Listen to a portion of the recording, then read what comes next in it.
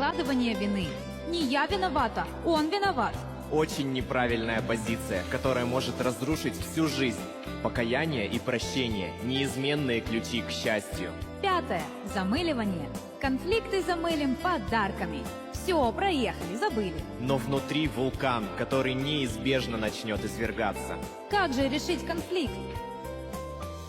Как-то родители забирали своего мальчика из садика, и сын обратился к папе. «Папа, ты маму бросишь?» «Почему, сынок, я должен маму бросать?» «А у нас в садике у всех детей папы маму побросали». Отец ответил: «Посмотри на меня, сынок, я люблю твою маму.